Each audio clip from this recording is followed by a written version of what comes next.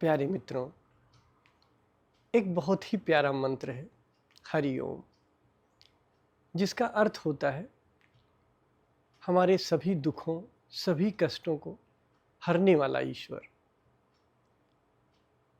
या ऐसा समझो कि भक्त ईश्वर से प्रार्थना करता है, हे ईश्वर, आप हमारे सभी कष्टों को हरण करो। हरि ओम यानी हरण करना, हरि ओम यानी चेतना। तो यह मंत्र हमारे कौन से ध्यान से इसकी हम तुलना कर सकते हैं? इस मंत्र की, इसमें ऑप्शन है दिया था शिव शक्ति ध्यान, सांस ध्यान, विचार ध्यान बेसिक, भाव ध्यान। तो इसका उत्तर है शिव शक्ति ध्यान। हम अपने दुखों का हरण करना यानी हरि ओम। हरि का अर्थ होता है हरने वाला, ओम का अर्थ होता है चेतना, यानी कि हम अपने दुखों को हरने वाले हैं। ओम कौन है? चेतना है, यानी कि मैं हूँ, होश है, कॉन्शियसनेस है। और हरि का मतलब हरण करना है ना। और दुख क्या है? यानी दुख और कष्ट क्या है? विचार।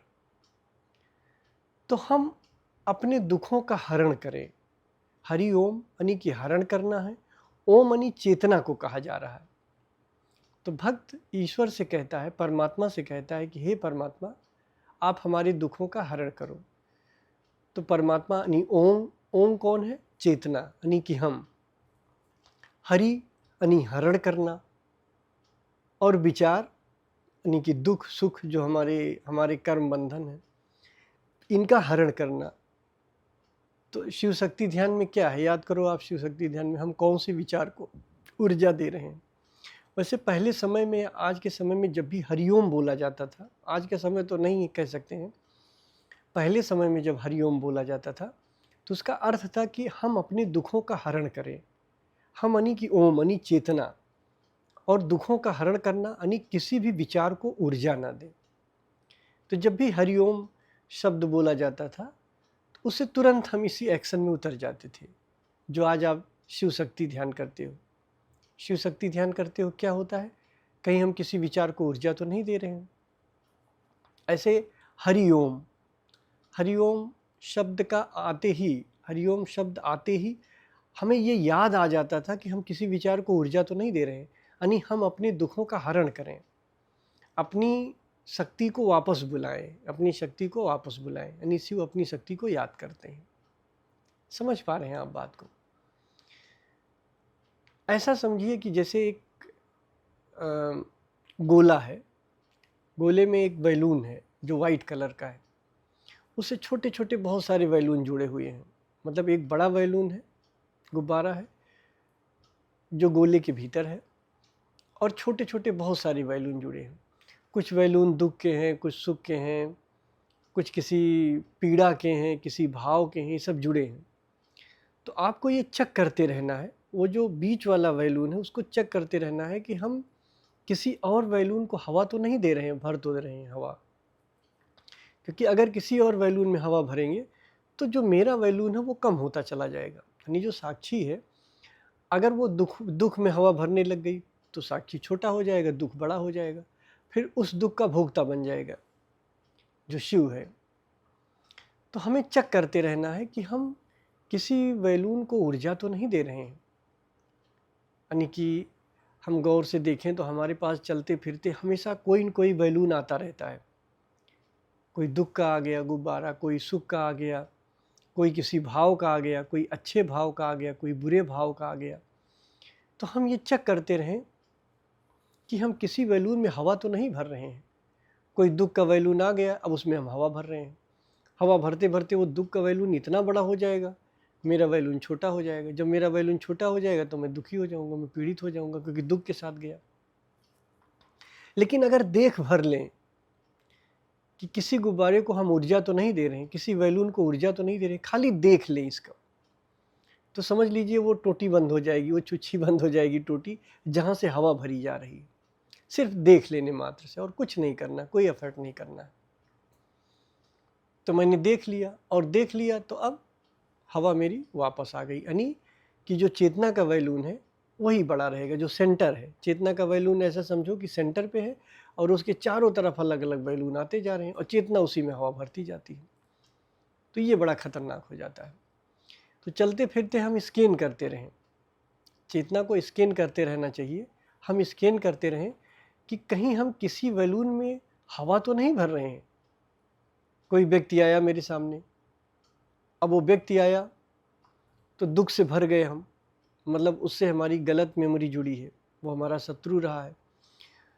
तो अब हम जो हमारे विचार आए क्रोध का, उस क्रोध में हम हवा भरने लग गए, तो हम किसी बैलून में हवा भरने लग गए। तो हमें ये चेक करते रहना है कि हम किसी बैलून में हवा तो नहीं भर रहे हैं। आप मेरे साथ देख सकते हो इसको, जैसे अभी आप बैठे हो, आप देखो ना आप किस बैलून में हवा भर रहे हो।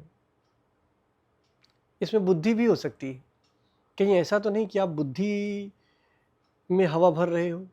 बुद्धि में भी नहीं भरना है, बिना मतलब बुद्धि को भी नहीं चलाना है। तो आप कहोगे गुरुजी अगर बुद्धि भी नहीं चलाएंगे तो कैसे सुनेंगे? फिर आप चेतना से सुनोगे, वहाँ ज़रूरत नहीं है बुद्धि की, चेतना ही काफ़ी है, चेतना ही पर्याप्त है, तो चेतना से सुनोगे। तो ये चेक करते रहना है कि चाहे बुद्धि का बैलून हो, चाहे दुख का बैलून हो, चाहे सुख का बैलून हो, किसी बैलून में हम हवा तो नहीं भर रहे हैं। जैसे आप देखोगे कि आपका जो सेंटर वाला बैलून है वो मजबूत हो जाएगा। तो ये मतलब कि शिव शक्ति से ये आता है, वहीं से आता है, वहीं से आप इसको देख सकते हो। बहुत प्यारा मंत्र है, जब आप किसी को हरिओम बोलो तो तुरंत समझ जाओ हमें अपने दुखों का हरण करना है। कैसे हरण करना है? हम किसी गुब्बारे में हवा तो नहीं भर रहे हैं, अनजाने में किसी विचार को ऊर्जा तो नहीं दे रहे हैं, तो उसको वापस ले लेना है। जैसे ही देख लेंगे किसी विचार को ऊर्जा दे रहे हैं, वो अपने आप ऊर्जा वापस आ जाएगी, हमारी हवा वापस आ जाएगी। तो एक बैकग्राउंड स्कैन करते रहना, जैसे एंटीवायरस होता है वो स्कैन करता रहता है। आप कंप्यूटर चलाते हो तो एंटीवायरस क्या करता है? स्कैन करता रहता है, कहीं कोई वायरस तो नहीं आ गया। वैसे चलते फिरते आपको भी चेक करते रहना, यार कहीं कोई वायरस तो नहीं आ गया जिसमें मैं हवा भर रहा हूँ, कोई बैलून तो नहीं आ गया जिसमें मैं हवा भर रहा हूँ बिना मतलब का, हम परेशान हो रहा हूँ। तो जब आप ये करते रहोगे तो ये बड़ा ही अलग नज़रिया होगा, बड़ा ही अलग मज़ा होगा आपको। चेतना को विकसित करने का बड़ा ही सुंदर तरीका होगा। दूसरा प्रश्न है, हाँ मैंने आप लोगों से पूछा था दूसरा प्रश्न। चलो अपनी स्वतंत्रता की परख करते हैं। ज़्यादातर हम मोबाइल का उपयोग करते हैं, पहला ऑप्शन था। दूसरा था ज़्यादातर मोबाइल हमारा उपयोग करता है। तो ज़्यादातर लोगों ने क्या उत्तर दिया है कि मोबाइल हमारा उपयोग करता है। ये क्या हो रहा है? हम गौर से देखें इसको, क्यों ऐसा हो रहा है? इसके पीछे विज्ञान क्या है? करना तो चाहिए कि हमें मोबाइल का उपयोग करना चाहिए, लेकिन यहाँ उल्टा हो रहा, मोबाइल हमारा उपयोग कर रहा है। तो हमारी स्वतंत्रता का क्या? सोचो जरा, क्या हम स्वतंत्र हैं? इस पे तो हमें डाउट होना चाहिए कि हम ये क्या कर रहे हैं, क्यों ऐसा हो रहा है कि मोबाइल हमारा उपयोग कर रहा। आज के समय में हम मोबाइल का उपयोग नहीं कर रहे हैं। कभी आपने विचार किया इसके पीछे क्या विज्ञान है? हम बहुत दुखी हैं। उस दुख को भुलाने के लिए हम छोटे छोटे प्लेजर के चक्कर में पड़े रहते हैं कि छोटा छोटा हमको सुख मिल जाए कहीं से। यानी सुख का क्या मतलब है कि जो उस दुख का भुलावा, जो हम दुखी हैं, क्योंकि अगर आप आनंदित होते, आप कल्पना करो अगर आप आनंद से भरे होते, तो क्या फिर आपके आनंद के आगे और कोई आनंद आपको अच्छा लगता? अगर परम आनंद आपको मिल गया है तो फिर परम आनंद तो परम है ना। फिर तो मोबाइल आपका टूल होना चाहिए था। जब ज़रूरत हुई तब आप मोबाइल यूज करो। क्या आप मोबाइल यूज करते हो? जब ज़रूरत हो तो मोबाइल का यूज करो, लेकिन आप मोबाइल यूज नहीं करते हो, मोबाइल आपका यूज करता है। ऐसा लगता है कि मोबाइल ही मतलब आपका टूल तो मोबाइल को होना चाहिए, मोबाइल आपके लिए टूल होना चाहिए, लेकिन यहाँ उल्टा है, आप मोबाइल के टूल हो गए हो। जब चाह रहा मोबाइल यूज कर रहा। और मोबाइल है क्या आपका? निर्जीव है, उसमें कुछ चित्र बनते हैं, कुछ रेखाएं बनती हैं, कुछ चित्र बनते हैं, और वो आपको ऐसा गुलाम बना देता है, ऐसी प्रतंत्रता में डाल देता है। इसका मतलब जो आपका आनंद है अभी, वो कहीं न कहीं पूरा नहीं है। उस आनंद में आप अभी दुखी हो और उस दुःख को भरते हो कहीं न कहीं। छोटा-सा प्लेज़र चाहिए, छोटा-सा भुलावा चाहिए। भाई आपको अपने दुःख का भुलावा चाहिए, आप भूल जाते हो। मोबाइल का जब रील देखते हो तो आप भूल जाते हो। रील चलाते रहते हो, आप भूल जाते हो। सस्ता प्लेज़र खोजने के चक्कर में पड़ते हो। ये प्लेज़र क्या है? सिर्फ़ दुःख का भुलावा है। पहले समय में क्या होता था, जब मोबाइल नहीं था तो हम कोई काम करते थे, मेहनत करते थे, कोई एक्टिव फेस करते थे, उसके बाद हमें सुख मिलता था, तो वो आनंद के करीब ले जाता था। लेकिन ये सस्ता सुख है, इसमें हमारा एक्टिव फेज ही नहीं हुआ, तो ये तो हमें कभी भी परमात्मा तक नहीं ले जा सकता। ये सुख ध्यान रखना, इसमें एक्टिव फेज हुआ ही नहीं। और ये छोटे छोटे आनंद, मतलब जो मोबाइल का आनंद है, बिना कुछ किए मिल रहा है हमको, हम उसी में उलझे हुए हैं। मोबाइल चला रहे हैं, रील देख रहे हैं, नई नई रीलें आ रही हैं, नई नई चीज़ें आ रही हैं, फ्री का हमें सुख मिल रहा है, बिना कुछ किए, बिना कोई एक्टिव फेज का मिल रहा है। तो जो बिना एक्टिव फेज का हमें आनंद मिल रहा है, सुख मिल रहा है, तो वो कभी भी परमात्मा तक नहीं ले जाएगा। क्योंकि परमात्मा तक जाने के लिए कम से कम आपको कुछ करना था। पहले के लोग क्या था, कुछ मेहनत कर लेते थे, गेम खेल लेते थे, कुछ करके आते थे तो उनको आनंद मिलता था, तो वो कहीं ले जाता था। ये तो कहीं नहीं ले जाएगा। एक ऐसी चीज़ जो निर्जीव है, उसमें जीवन नहीं है, कुछ चित्र बन रहे हैं, वो आपको गुलाम बना देता है। आप जीवंत हो। क्या दुर्भाग्य की बात है, क्या आप मोबाइल का उपयोग करते हो? मोबाइल आपका उपयोग कर रहा है? ये कैसी स्वतंत्रता है आपकी?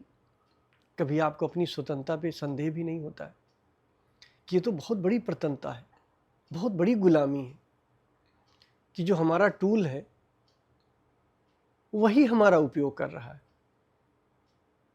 आप देखते हो क्या हो रहा है।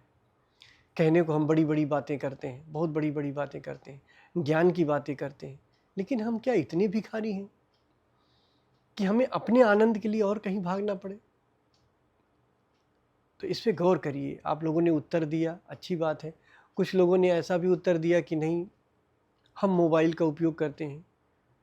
वो बहुत ही अच्छे हैं एक तरीके से, जिन्होंने ऐसा उत्तर दिया और जो वाकई में ऐसा करते हैं, क्योंकि ये बहुत बड़ा भाग्य की बात है कि हम उपयोग करते हैं।